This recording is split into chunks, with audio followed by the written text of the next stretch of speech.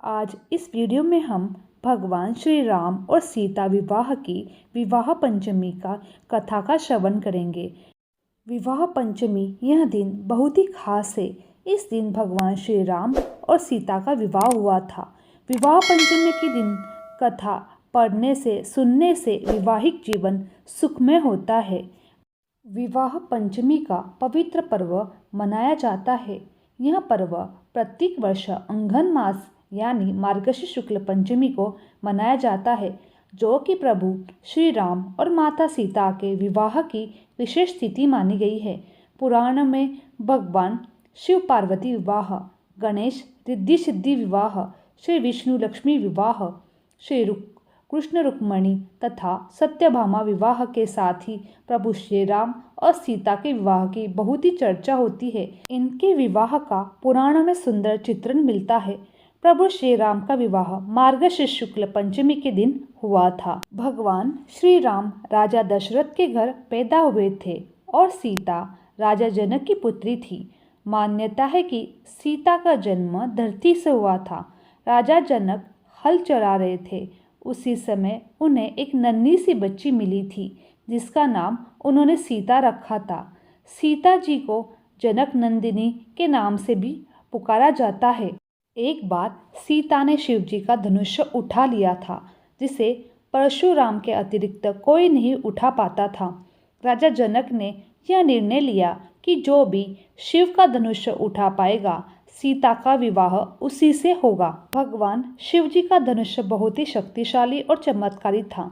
शिव ने जिस धनुष को बनाया था, उसकी टक्कर से ही बादल फट जाते थे और पर्वत हिलने लगते थे। ऐसा लगता था मानो भूकंप आ गया हो। यह धनुष बहुत ही शक्तिशाली था। इसी के एक तीर से त्रिपुरासुर की तीनों नगरियों का ध्वस्त कर दिया गया था। इस धनुष का नाम पिनाक था। देवी और देवताओं के काल की समाप्ति के बाद इस धनुष को देवराज इंद्र को सौंपा गया था। देवताओं ने राजा जनक के पूर्वज देवराज को दे दिया था। राजा जनक के पूर्वजों में निमि के ज्येष्ठ पुत्र देवराज थे। शिव धनुष उन्हीं की धरोहर स्वरूप राजा जनक के पास सुरक्षित था। उनके इस विशालकाय धनुष को कोई भी उठाने की क्षमता नहीं रखता था। इस धनुष को उठाने की एक युक्ति थी।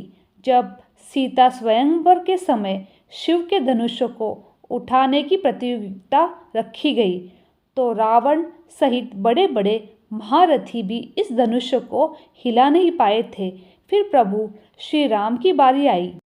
श्री राम चरित्रमानस में एक चौपाई आती है, उठऊ राम भजऊ भव चापा, मेटहु तात जनक परितापा।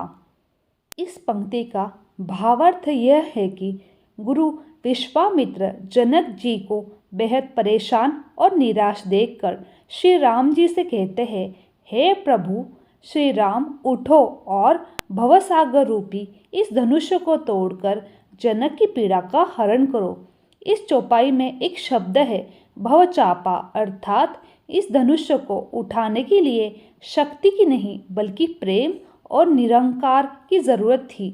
यह मायावी और दिव्य धनुष था। उसे उठाने के लिए दैविक गुणों की जरूरत थी।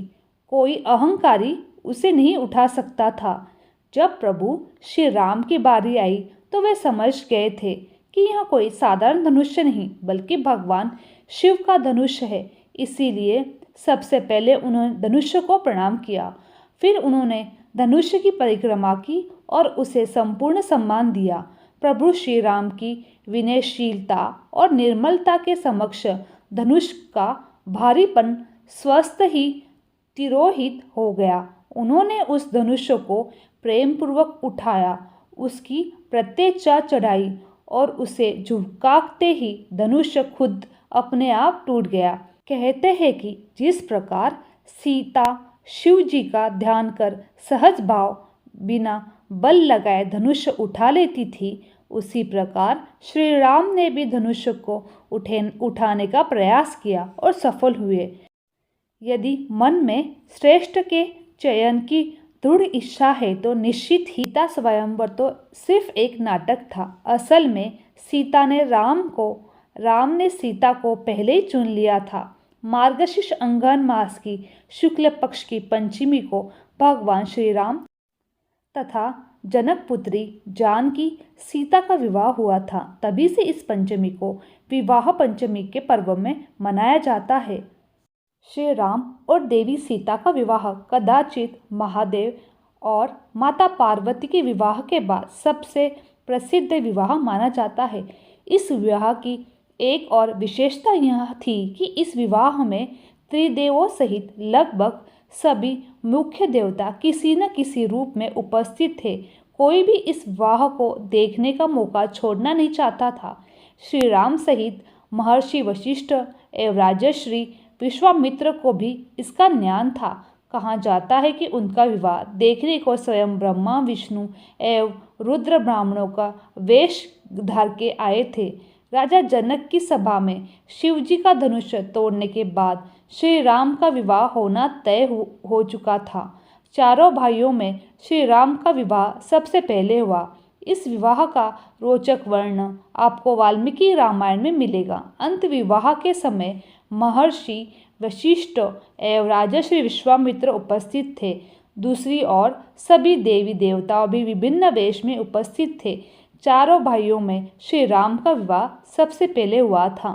बोलो भगवान श्री राम की जय। मेरी वीडियो आप लोगों को अच्छी लगी तो चैनल को लाइक शेयर और सब्सक्राइब करना ना भूलें। आप सभी का धन्यवाद।